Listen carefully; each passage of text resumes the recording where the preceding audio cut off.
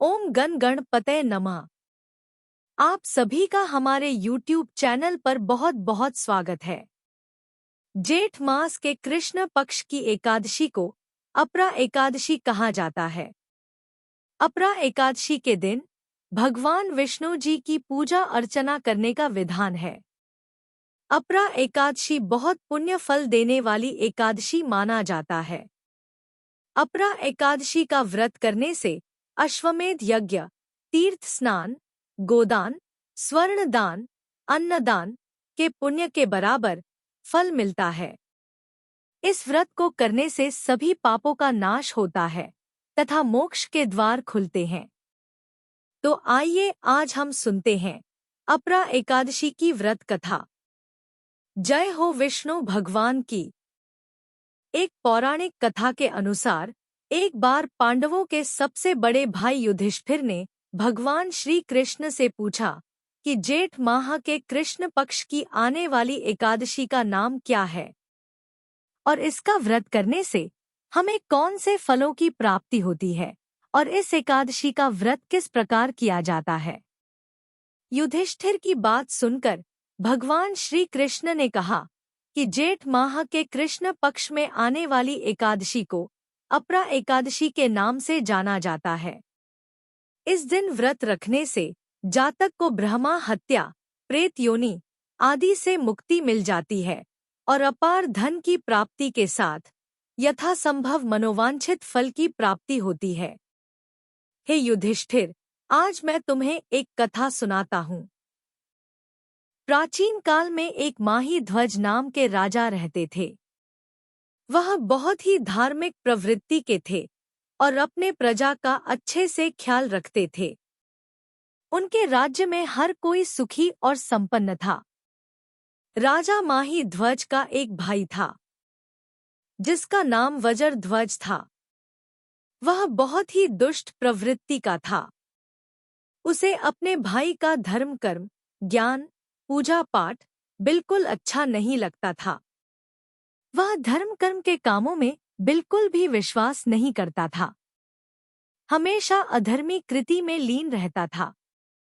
जैसे जैसे समय बीतता गया, वज्र ध्वज के मन में अपने भाई राजा माही ध्वज के प्रति ईर्ष्या बढ़ने लगी।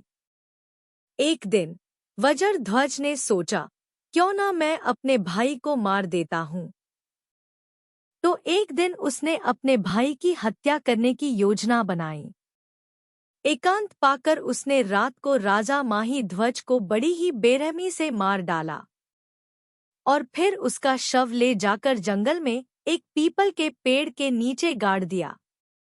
अकाल मृत्यु होने के कारण राजा माही ध्वज की आत्मा को मुक्ति नहीं मिली। उसकी आत्मा उस पीपल के पेड़ के अंदर रहने लगी। राजा माही ध्वज प्रेत आत्मा होने के कारण वह राजा आने जाने वाले राहगीरों को परेशान करने लगा। जो भी उस पीपल के पेड़ के पास से गुजरता उसे माही ध्वज की आत्मा डरा देती थी। इससे राहगीर बहुत ही परेशान हो गए। सारे लोग उस पेड़ के पास जाने से डरने लगे। ऐसा करते करते कई महीने बीत गए। एक दिन एक महान तपस्वी ऋषि उस रास्ते से जा रहे थे। जब ऋषि पीपल के पेड़ के पास पहुंचे तो राजा माही ध्वज की आत्मा ने उन्हें भी डराने धमकाने की कोशिश की, लेकिन ऋषि तो वहीं पर ठहर गए। वे आत्मा से डरे नहीं बल्कि पलटकर जवाब दिया। ऋषि को पता चल गया था कि यह आत्मा माही ध्वज की है। उन्होंने आत्मा से कहा कि राजन, आप इतने समझदार और धार्मिक प्रवृत्ति के व्यक्ति होकर भी दैत्य जैसी तुच्छ हरकतें क्यों कर रहे हो? तब माही ध्वज राजा की आत्मा ने जवाब दिया कि हे ऋषिवर, मुझे क्षमा करो। मरणोपरांत मेरी आत्मा इस पेड़ के अंदर बंद कर दी गई है। इसलिए प्रेत आत्मा होने के कारण मैं राहगीरों को परेशान करता हूँ। अब मैं इस बंधन से मुक्त होना चाहता हूँ। अगर आप मेरी मुक्ति का कोई उपाय जानते हैं तो कृपया करके आप मुझे बताओ। ऋषि ने उस आत्मा की सारी बातें ध्यानपूर्वक सुनी। इसके बाद ऋषि ने कहा कि मैं तुम्हें सीधे मुक्ति तो नहीं दिला सकता, लेकिन उसके लिए ईश्वर की आराधना जरूर कर सकता हूँ। खुद ऋषि ने राजा माही ध्वज की आत्मा को मुक्ति दिलाने के लिए अपरा एकादशी का व्रत रखा और भगवान विष्णु की पूजा अर्चना की, और फिर व्रत का पुण्य फल राजा माही ध्वज को दे दिया। इस व्रत के फल स्वरूप राजा माही ध्वज की आत्मा पीपल के पेड़ से मुक्त हो गई और स्वर्ग लोक में चली गई। इस तरह दयालु ऋषि ने राजा को प्रेत योनि से मुक्ति दिलाने के लिए स्वयं ही अपरा एकादशी का व्रत किया। इसके पुण्य के प्रभाव से राजा माही ध्वज को प्रेत योनि से मुक्ति मिली, तो उसने ऋषि का बहुत बहुत धन्यवाद दिया और पुष्प विमान से बैकुंठ धाम को चले गए। इसके बाद श्री कृष्ण भगवान कहते हैं कि राजन, इस अपरा एकादशी की व्रत कथा को मैंने जनहित के लिए कही है। इसे पढ़ने अथवा सुनने वाले और व्रत करने वाले सभी मनुष्यों को सभी पापों से मुक्ति मिलती है। जय हो श्री विष्णु भगवान की। आइए अब हम सुनते हैं एकादशी व्रत के दिन सुनी जाने वाली ग्यारस माता की कहानी। एक समय की बात है, एक गांव में एक बूढ़ी अम्मा रहती थी। उसके घर में उसके बेटे, बहू, पोते और पोतियां रहते थे। सभी सुखी संपन्न थे। उनको किसी भी चीज की कोई कमी नहीं थी। फिर भी बूढ़ी अम्मा एक बार एकादशी का व्रत रखने के लिए जिद करने लगी। उसके घर वालों ने उसे मना किया और खूब समझाया कि अम्मा, अब आपकी उम्र हो चली है, आप एकादशी जैसा कठिन व्रत मत कीजिए। भला आपको क्या जरूरत है व्रत करने की? तब वह बूढ़ी अम्मा बोली कि नहीं, मैं तो एकादशी का व्रत जरूर करूंगी। मैं अपने बेटे, बहू, पोते, पोतियों आदि की सुख सुविधा के लिए व्रत रखना चाहती हूँ। मैं उनको हमेशा खुश देखना चाहती हूँ। मैं चाहती हूँ कि मेरे बच्चों को किसी भी तरह की कोई तकलीफ ना हो। हमारा घर धन धान्य से भरा रहे। ऐसा सोचकर वह बूढ़ी अम्मा ने एकादशी के दिन व्रत रख लिया।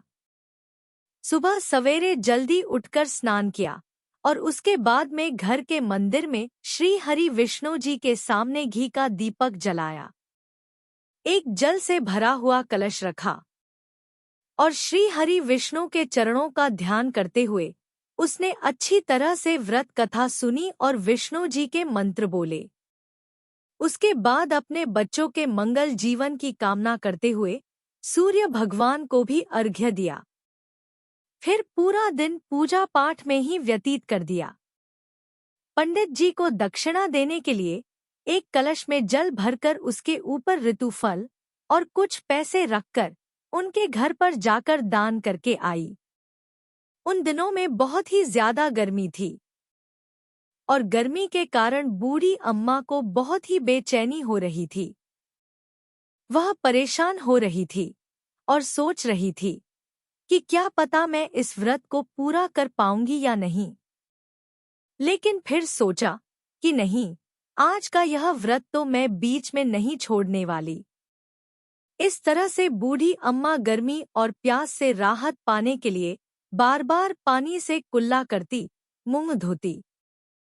थोड़ी देर के लिए तो राहत महसूस होती, लेकिन फिर वही हालत हो जाती। अब गर्मी से राहत पाने के लिए बूढ़ी अम्मा एक तालाब में जाकर बैठ गई। बूढ़ी अम्मा कुछ देर तक तो तालाब के पानी में ही बैठी रही, लेकिन बाहर निकलते ही फिर उसका बार बार मुंह सूखने लगता।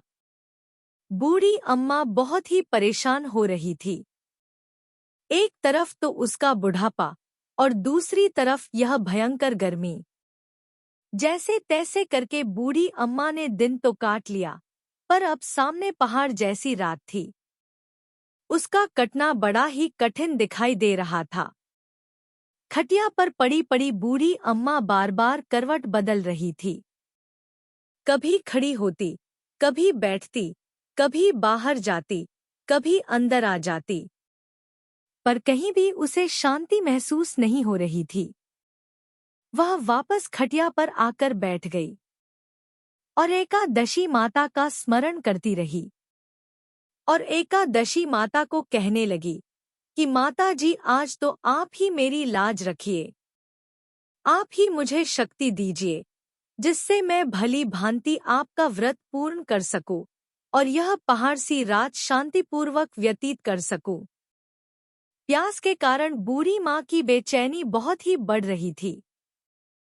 उसने बहुत ही धैर्य रखने की कोशिश की और चुपचाप बैठी रही। जब बूढ़ी अम्मा से गर्मी और प्यास सहन नहीं हुई और जब उसकी सहनशीलता की सीमा टूट गई, वह घबराकर एकदम से चिल्ला पड़ी और जोर जोर से कहने लगी, बचाओ बचाओ।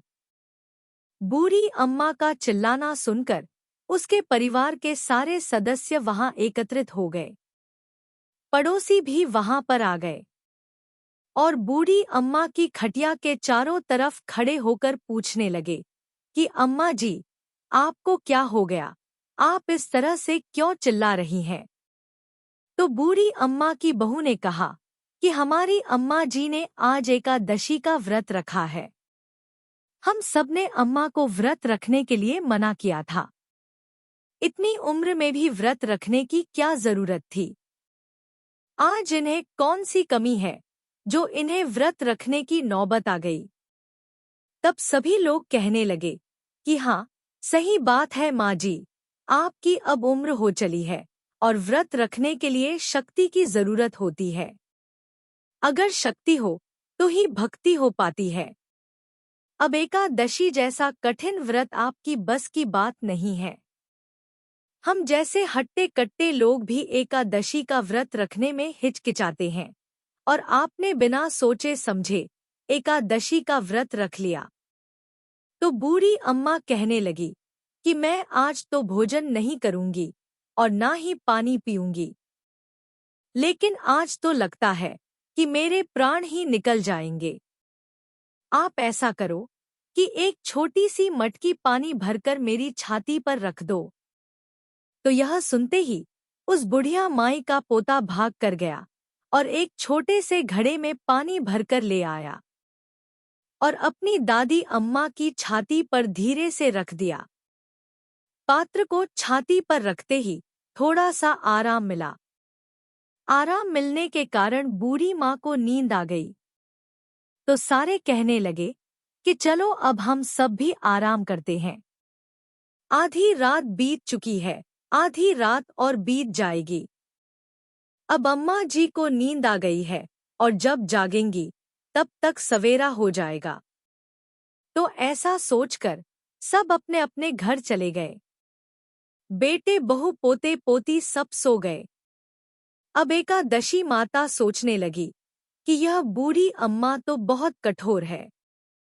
दिन भर मैंने इसे बहुत परेशान किया, फिर भी पानी पीने का नाम भी नहीं लिया। अब मुझे खुद जाकर इसकी परीक्षा लेनी होगी। यह सोचकर एकादशी माता मुर्गे का रूप लेकर रात को ही बांग देने लगी। तो मुर्गे की आवाज सुनकर बूढ़ी माँ की नींद खुल गई और उसने सोचा कि लगता है भोर हो गई है।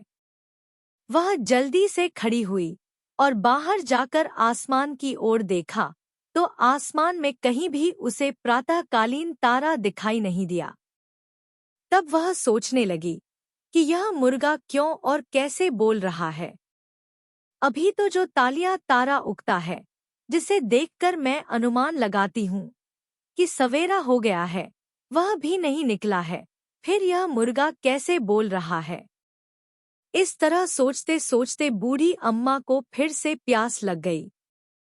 अब उनका मन विचलित होने लगा, लेकिन उसने निश्चय कर रखा था कि व्रत को तो मैं पूरा करके ही रहूंगी, भले कुछ भी हो जाए, चाहे मेरे प्राण ही क्यों ना निकल जाए।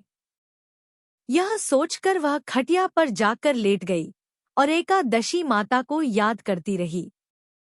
तब एकादशी माता ने एक बार फिर उसकी परीक्षा लेने की सोची।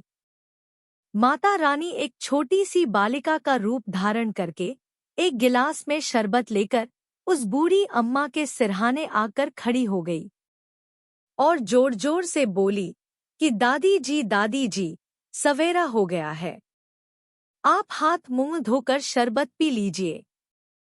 तो उस बच्ची की आवाज सुनकर बूढ़ी अम्मा ने आंख खोल कर देखा कि उसके सिरहाने एक छोटी सी बच्ची शरबत का गिलास लेकर खड़ी हुई है। इतना अच्छा शरबत देखकर बूढ़ी माँ का मन ललचाने लगा।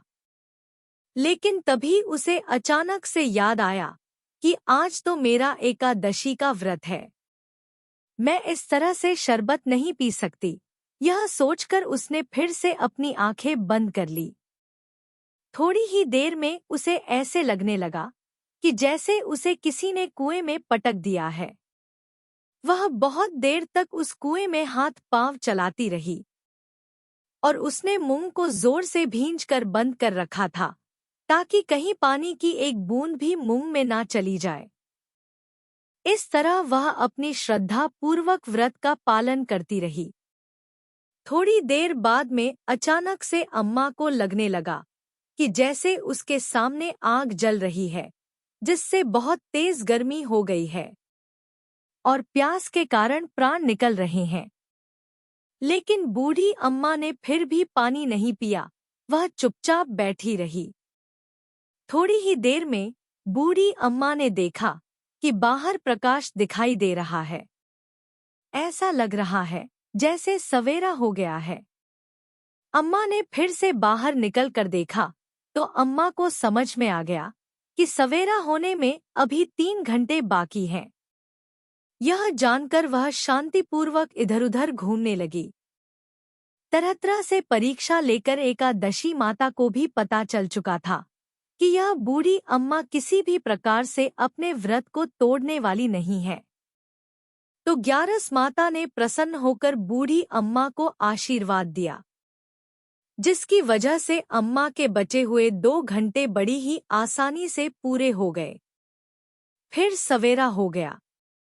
सवेरा होते ही बूढ़ी अम्मा ने स्नान किया और भगवान विष्णु जी की पूजा पाठ बड़े श्रद्धा भाव से की तथा एकादशी माता की व्रत कथा सुनी।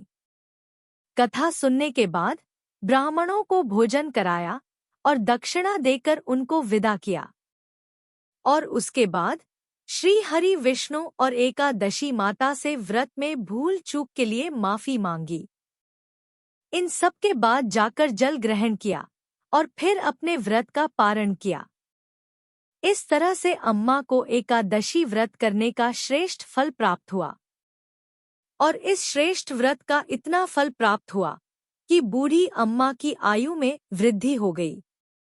उसका घर परिवार सुखी और संपन्न हो गया। घर में अब कोई भी कमी नहीं थी।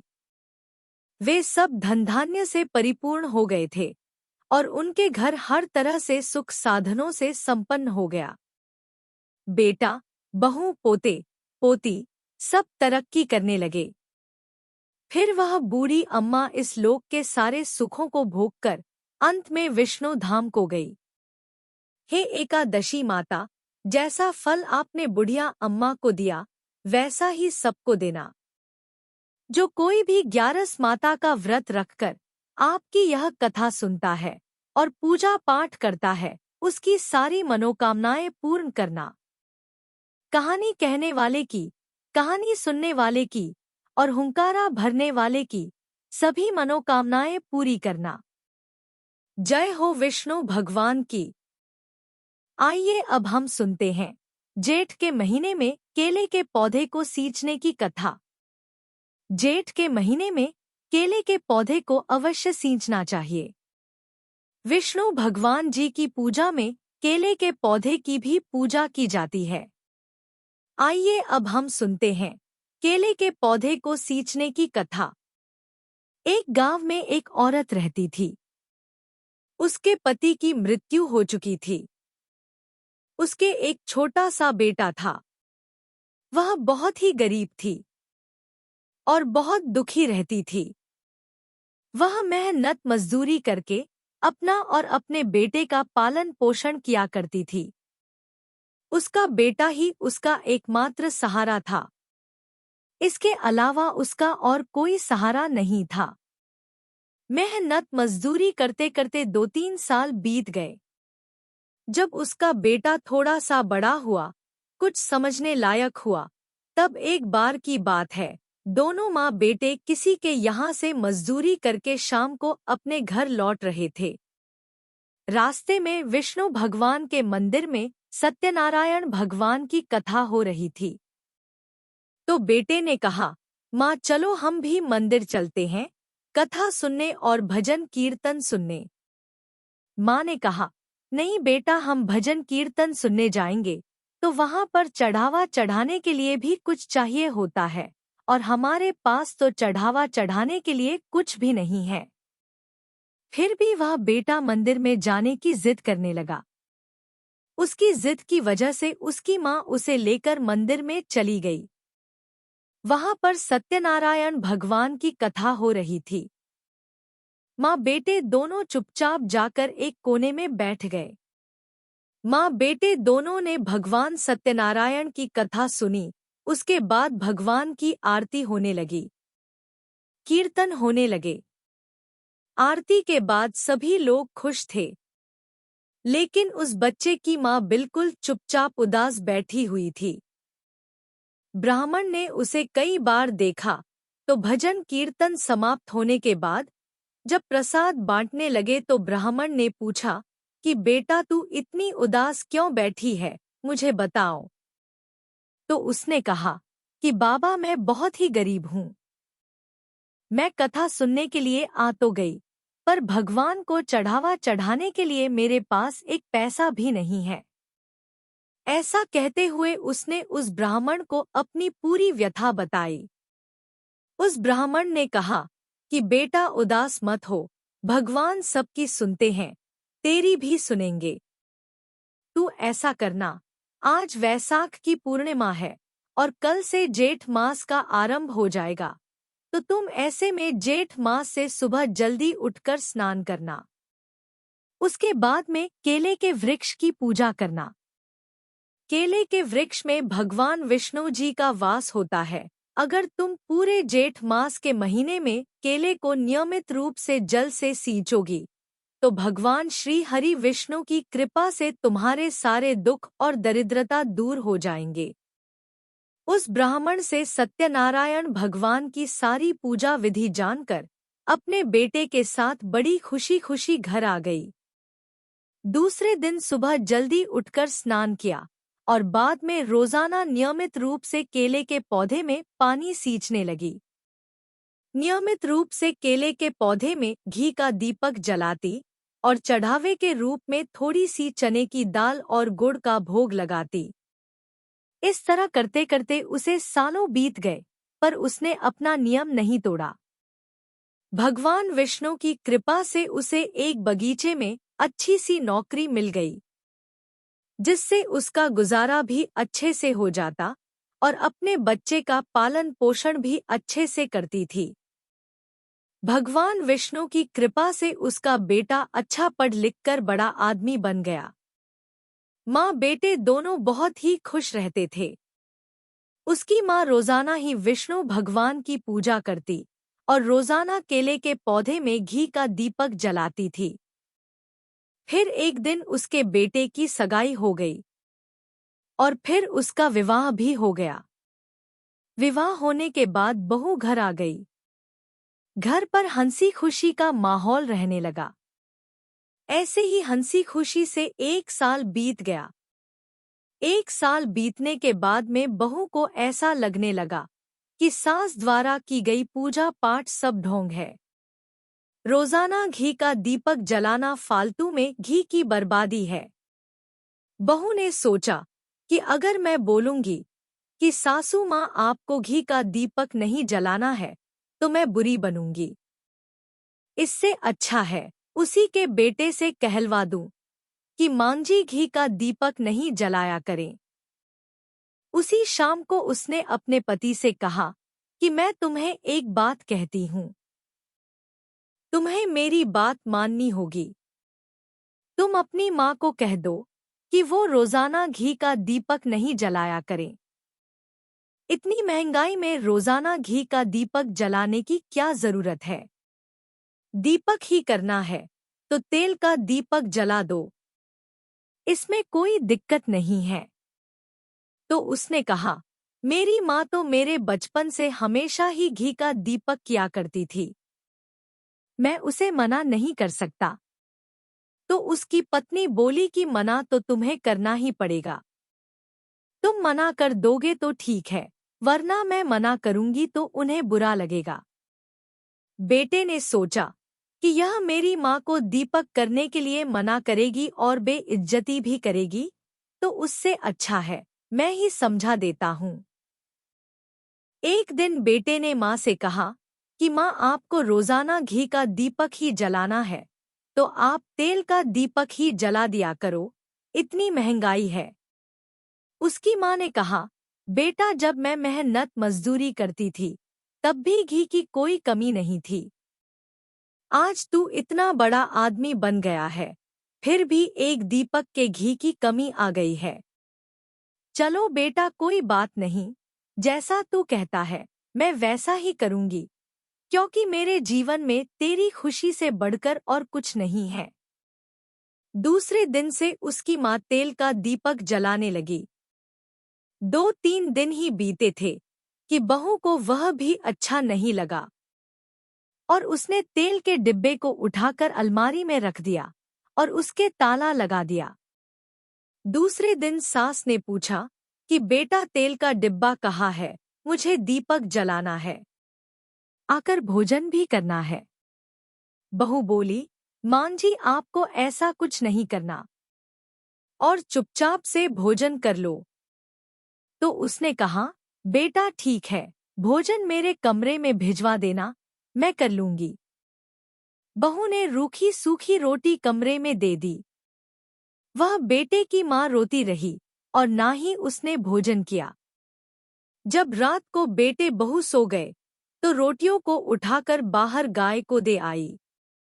ऐसा करते करते 2-3 दिन बीत गए। एक दिन जब बेटा बहू सो गए तो बुढ़िया ने अपना भोजन उठाया और जैसे ही बाहर जाने लगी गाय को रोटी खिलाने के लिए, तो उसे बहू बेटे की आवाज सुनाई दी। बहू कह रही थी कि आप कहते थे ना कि मेरे माँ का नियम है, वह बिना विष्णु भगवान जी को घी का दीपक किए बिना भोजन नहीं करती है। अब देखो, आज 3-4 दिन हो गए हैं, रोजाना अच्छे से भोजन करती है। यह सब फालतू के ढोंग है। मैं तुम्हारी माँ को अच्छी तरह जानती हूँ। तो उसके बेटे ने कहा कि मेरी माँ के बारे में ऐसा कुछ मत कहो। मेरी माँ का नियम था जो तुमने तुड़वा दिया, यह अच्छी बात नहीं है। मैं इस बात पर और कोई बात नहीं करना चाहता। यह सब जब बुढ़िया ने सुना तो उसने चुपचाप गाय को वह रोटी डाली और वापस आकर सो गई और रोने लगी। रोते रोते उसे नींद आ गई। नींद में उसे भगवान विष्णु जी दिखाई दिए और बोले कि बुढ़िया सो रही हो या जाग रही हो। उस बुढ़िया ने कहा, भगवान, ना सोई हूँ ना जाग रही हूँ, कहो क्या बात है। तो विष्णु भगवान बोले कि 3-4 दिन हो गए तुम मेरी पूजा करने के लिए मंदिर में नहीं आती हो। बुढ़िया ने कहा, मैं कैसे आऊं भगवान, मेरे पास जलाने के लिए घी या तेल कुछ भी नहीं है। तो विष्णु भगवान ने कहा कि निराश होने की जरूरत नहीं है, तुम कल केले के पेड़ के नीचे आ जाना, तुम्हें सब कुछ मिल जाएगा। ऐसा कहकर भगवान विष्णु जी अंतर्ध्यान हो गए। बुढ़िया माई की जैसे ही आंख खुली तो उसने इधर उधर देखा, पर उसे कोई दिखाई नहीं दिया। बुढ़िया माई ने सुबह उठकर वैसा ही किया जैसा भगवान विष्णु जी ने सपने में बताया था। जल्दी से स्नान किया और केले के पेड़ के पास जाकर बैठ गई।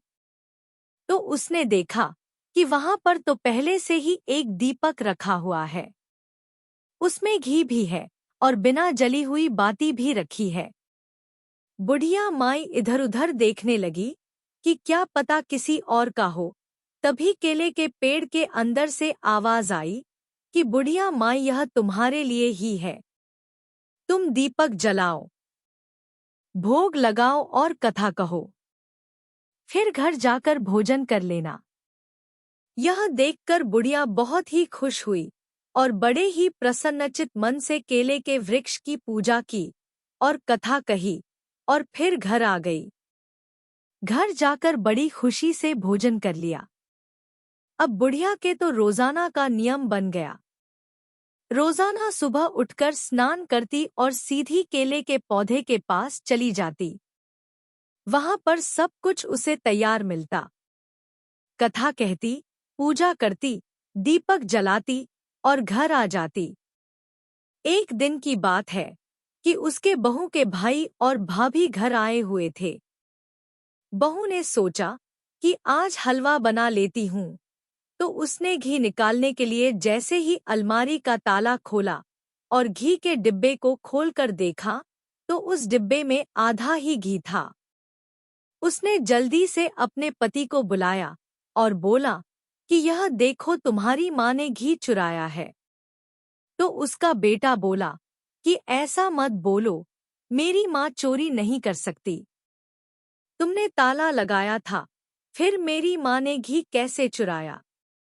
वह बोली, वह मुझे नहीं पता, पर चोरी तो तुम्हारी माँ ने ही की है।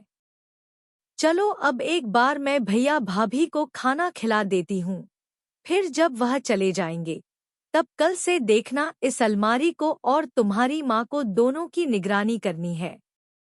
दूसरे दिन दोनों बैठ गए, लेकिन उसकी माँ तो अलमारी के पास आई भी नहीं। उसने तो स्नान किया और बाहर चली गई। बेटा और बहू दोनों ही माँ के पीछे पीछे चले गए। माँ सीधे केले के पौधे के पास गई और बैठ गई। वहां पर उन्होंने देखा कि दीपक पहले से पड़ा है। दीपक में अंदर बाती भी लगी हुई है और घी भी है। बुढ़िया ने सीधा दीपक जलाया और पूजा करने लगी। पूजा करने के बाद वह बुढ़िया पौधे से लिपटकर बुरी तरह से रोने लगी और कहने लगी, भगवान, ऐसी पूजा का क्या फायदा जो मेरे बेटा बहू मुझसे बोलते तक नहीं है। जिस बेटे को मैंने इतनी कठिनाइयों से पाला है वह आज मुझसे बात भी नहीं करता है। बहू कहती है कि मैं चोर हूँ। अब भगवान आप ही बताओ, मैं कहाँ जाऊं? आप क्यों मेरी परीक्षा ले रहे हो? मुझे और कितनी परीक्षाएं देनी होगी? मैंने ऐसा कौन सा पाप या बुरा कर दिया जिसकी वजह से मुझे यह दिन देखना पड़ रहा है? कहते कहते वह रोने लगी तो उसकी करुण हृदय की पुकार सुनकर भगवान विष्णु जी वहां पर साक्षात प्रकट हो गए और बोले कि बुढ़िया, तू घर जा, सब कुछ ठीक हो जाएगा। रोने की कोई जरूरत नहीं है। बेटा कभी भी अपनी माँ से विमुख नहीं हो सकता। भगवान विष्णु जी की ऐसी बात सुनकर बेटे बहू को बहुत ही दुख हुआ और वे करुणा से भर गए। बेटा अपनी पत्नी से कहने लगा कि माँ के खिलाफ जाकर ऐसी जिंदगी जीने से तो मरना बेहतर है।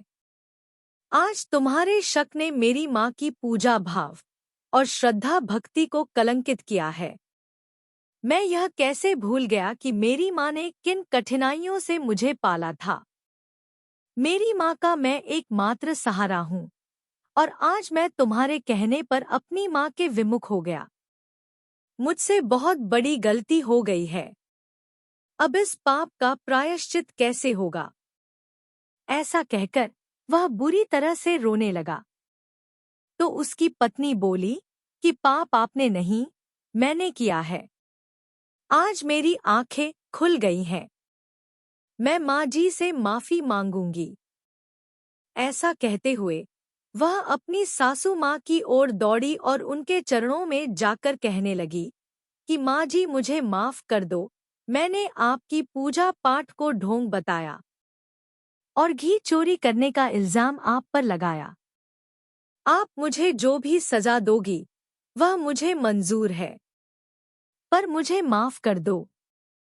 बुढ़िया माँ ने उसे उठाते हुए गले लगाया और कहा कि बेटा, माँ अपने बच्चों से कभी भी नाराज नहीं होती है। चलो घर चलते हैं। ऐसा कहकर वह बुढ़िया अपने बेटे और बहू के साथ घर आ गई। बहू ने कहा कि माँ जी, कल से मैं भी आपके साथ केले के वृक्ष की पूजा करूंगी। अब दोनों सास बहू रोजाना केले के पौधे की पूजा करती और घी का दीपक जलाती। एक दिन बुढ़िया ने कहा कि बेटा, आज पूर्णमासी है, मैं कुछ पंडितों को भोजन करवाना चाहती हूँ। बहू बोली, माँ जी, आप खुशी से ब्राह्मणों को भोजन करवाइए।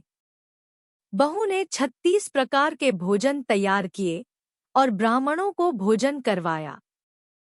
यथासंभव दान दक्षिणा देकर उन्हें विदा किया। ब्राह्मण उनकी सेवा भाव और भक्ति देखकर बहुत ही खुश हुए और आशीर्वाद देते हुए चले गए। उनकी सेवा भक्ति देखकर भगवान विष्णु जी बहुत ही प्रसन्न हुए और उन्हें सुख, सौभाग्य, अन्न, धन और संतान सुख का आशीर्वाद दिया। 9 महीने बाद उसकी बहू ने एक बहुत ही सुंदर पुत्र को जन्म दिया। घर में अन्न धन की कोई कमी नहीं रही। इस तरह विष्णु भगवान जी की पूजा करने से बुढ़िया को अनंत सुखों की प्राप्ति हुई। वह अपने जीवन के समस्त सुखों को भोगते हुए अंत में बैकुंठ धाम को चली गई। इसलिए कहा गया है कि विष्णु भगवान की पूजा सच्चे मन से की गई हो तो वह कभी भी निष्फल नहीं होती है। हे विष्णु भगवान जी, जैसा आपने बुढ़िया माई को दिया वैसा सबको देना, सबको सुखी रखना। कहानी कहने वाले को, कहानी सुनने वाले को और हुंकारा भरने वाले को सभी की मनोकामनाएं पूरी करना। जय हो श्री विष्णु भगवान जी की। आइए अब सुनते हैं गणेश जी की कहानी। बहुत समय पहले की बात है। एक दिन गणेश जी धरती पर सैर कर रहे थे। सैर करते करते वह एक अनाज के खेत में पहुंच गए। अब गणेश जी को भूख लगने लगी और भूख लगने के कारण उन्होंने उस खेत में से 12 अनाज के दाने तोड़कर खा लिए। वह खेत सेठ धनीराम जी का था। कुछ समय बाद गणेश जी को अपने किए पर पछतावा होने लगा, क्योंकि उन्होंने सेठ धनीराम जी से बिना पूछे ही उनके खेत से अनाज के दाने चुरा कर खा लिए थे। फिर गणेश जी ने सोचा कि अब अपने किए बुरे कर्म का और चोरी का प्रायश्चित तो करना ही पड़ेगा। इसलिए उन्होंने सेठ धनीराम जी के यहाँ 12 साल के लिए नौकरी करने की ठान ली। और उसके बाद दूसरे दिन विनायक जी 13 साल के लड़के का रूप लेकर नौकरी मांगने के लिए धनीराम सेठ जी के घर पर पहुंच गए और उन्होंने सेठ जी को अपना नाम गणेश बताया। गणेश जी से सेठ जी ने विनायक भगवान की बुद्धिमानी की परीक्षा लेने के बाद खुशी खुशी उसे नौकरी पर रख लिया। अब गणेश भगवान एक सामान्य मनुष्य के रूप में सेठ जी के यहाँ घर पर रहने लगे और सेठ जी जो भी काम बताते वह कर दिया करते। एक दिन सेठ जी की पत्नी शाम के समय घर का काम खत्म करने के बाद राख से हाथ धोने जा रही थी कि यह देख गणेश जी ने सेठानी जी का हाथ पकड़कर जबरदस्ती मिट्टी से हाथ धुलवा दिए। गणेश जी की इस हरकत से सेठानी नाराज हो गई और उन्होंने सेठ जी के कमरे में जाकर गणेश जी की शिकायत कर दी। सेठानी से सब कुछ सुनने के बाद सेठ धनीराम ने गणेश को बुलाया और इस हरकत का कारण पूछा तो गणेश जी बोले कि सेठानी जी शाम के समय राख से हाथ धो रही थी और ऐसा करने से घर की लक्ष्मी नाराज होकर चली जाती है और घर में आर्थिक समस्याएं उत्पन्न हो जाती हैं। इसलिए मैंने उनके हाथ मिट्टी से धुलवा दिए। इससे घर पर माता लक्ष्मी की कृपा बनी रहती है। यह सब सुनकर सेठ जी ने सोचा कि गणेश की बात तो बड़ी ही सही है। उसके कुछ दिन बाद कुंभ मेले का शुभ अवसर आया। सेठ जी ने गणेश को बुलाया और कहा सेठानी जी को कुंभ मेले में स्नान करा लाओ। अब सेठानी और गणेश जी दोनों कुंभ स्नान के लिए मेले में पहुंच गए। वहां पहुंचने के बाद सेठानी स्नान करने के लिए नदी के किनारे पर बैठकर नहाने लगी। उन्हें ऐसा करते देखकर गणेश दौड़कर आए और सेठानी जी के दोनों हाथ पकड़कर उन्हें नदी के अंदर लेकर गए, उनसे पानी में डुबकी लगवाई और फिर किनारे पर ले आए। अब गणेश की इस हरकत से सेठानी का गुस्सा 7वें आसमान पर पहुंच गया। सेठानी जी घर पर आते समय रास्ते में गणेश को ताने पर ताने मार रही थी, लेकिन भगवान गणेश चुपचाप बैठे हुए सब कुछ शांति से सुन रहे थे। घर आते ही सेठानी ने सेठ जी के पास फिर से गणेश की शिकायत कर दी। सेठ जी ने तुरंत ही गणेश को बुलाया और पूछा, तुमने ऐसा क्यों किया? गणेश जी बोले कि सेठ जी, सेठानी नदी के किनारे पर बैठकर गंदे पानी से नहा रही थी, तो मैंने उन्हें नदी में ले जाकर साफ पानी में डुबकी लगवाई। ऐसा करने से उन्हें अगले जन्म में बहुत बड़ा राजपद और वैभव मिलेगा। सेठ जी ने सोचा कि गणेश के विचार कितने अच्छे हैं, मेरे परिवार के बारे में भला ही सोचता है। कुछ दिन बाद सेठ जी ने घर पर पूजा रखी।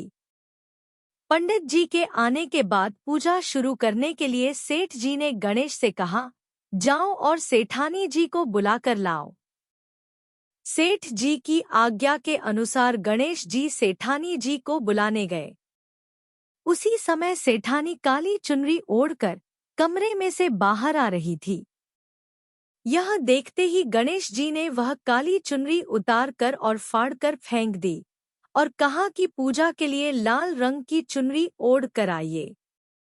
अब सेठानी जी बहुत ज्यादा नाराज हो गई और गणेश पर चिल्लाने लगी। यह आवाज सुनकर सेठ जी वहां पर भागते हुए आए और पूछा कि क्या हुआ। तब सेठानी बोली, गणेश ने मेरी चुनरी फाड़ दी। फिर सेठ जी ने गणेश को बहुत डांटा और पूछा कि तुमने ऐसा क्यों किया। जवाब में गणेश जी ने कहा कि सेठ जी, पूजा में कभी काला वस्त्र नहीं पहनते, ऐसा करने से शुभ काम सफल नहीं होते, इसलिए मैंने ऐसा किया। सेठ जी ने सोचा कि गणेश है तो बहुत ही समझदार। इसी तरह लीला रचाते हुए उस घर में गणेश जी को 12 साल बीत गए। फिर एक दिन सेठ जी ने नया कारोबार शुरू करने से पहले घर में पूजा रखी। पूजा करते करते उनको याद आया कि पूजा की सामग्री में गणेश भगवान की मूर्ति तो लाना भूल ही गए। तब उन्होंने अपने नौकर गणेश से पूजा घर से भगवान विनायक जी की मूर्ति लाने के लिए कहा। गणेश बोला कि आप मुझे ही मूर्ति समझकर पूजा में विराजमान कर लो, आपके सारे काम शुभ और सफल हो जाएंगे। यह सुनकर सेठ जी को गुस्सा आ गया और बोले, गणेश, तुम अब तक तो सेठानी से मजाक करते थे, अब मुझसे भी मजाक करने लगे हो।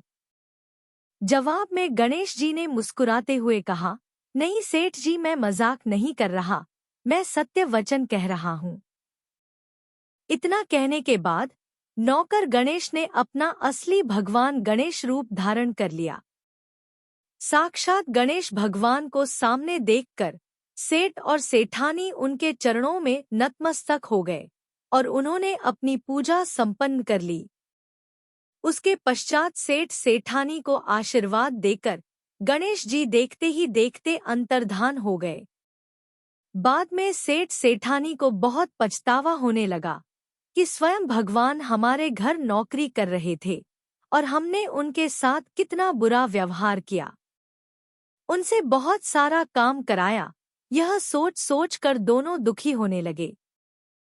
फिर उसी रात सेठ और सेठानी के सपने में गणेश भगवान प्रकट हुए और उन्हें समझाया कि मैंने 12 साल पहले तुम्हारे खेत से 12 अनाज के दाने बिना पूछे तोड़ लिए थे और इस कर्म का दोष दूर करने के लिए मैं 12 साल से तुम्हारे घर पर नौकरी कर रहा था।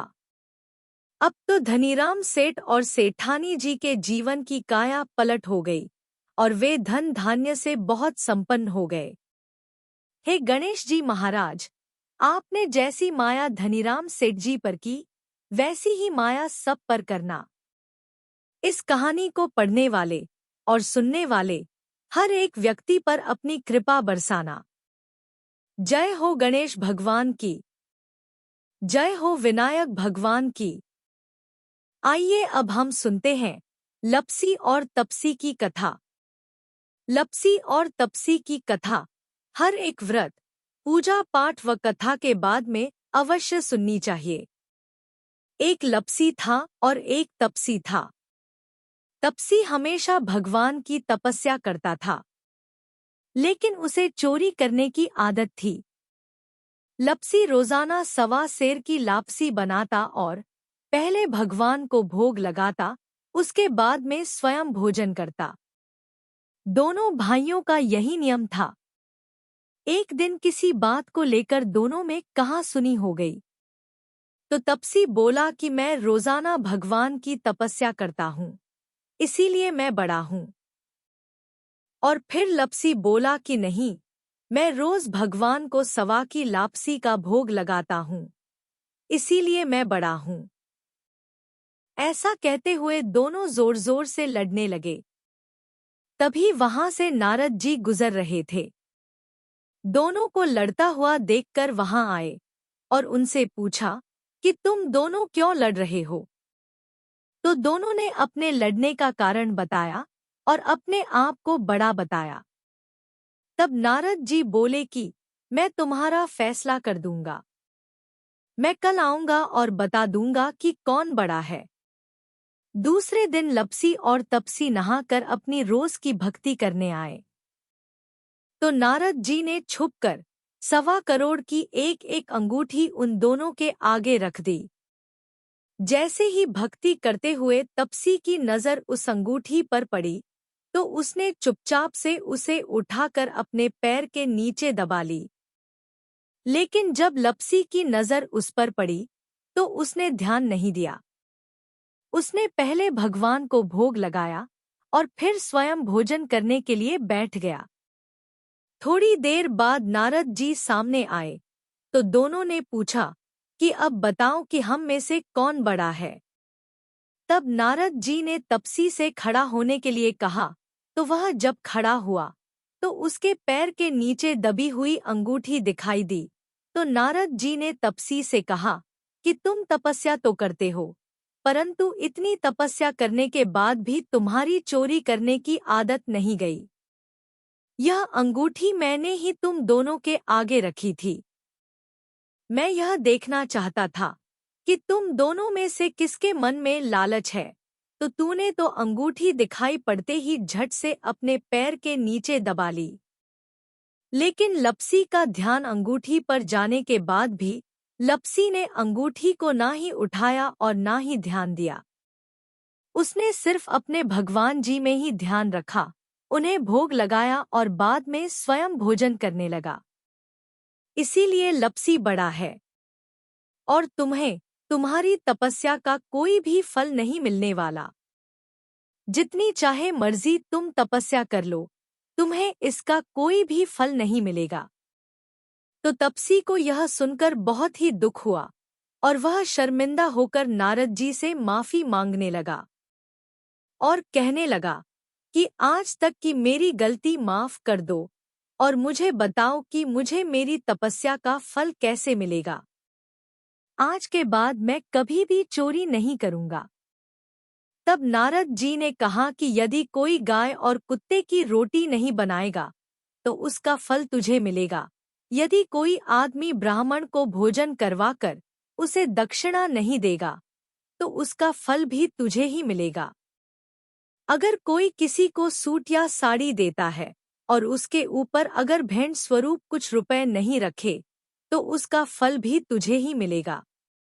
अगर कोई व्यक्ति दिए से दिए जलाएगा, तो उसका फल भी तुझे ही मिलेगा। अगर कोई औरत आंगन लीप कर चौका नहीं लीपेगी, तो उसका फल भी तुझे ही मिलेगा। यदि कोई व्रत कथा में सारी कहानी सुन ले, लेकिन तुम्हारी कहानी ना सुने, तो उसका फल भी तुझे ही मिलेगा।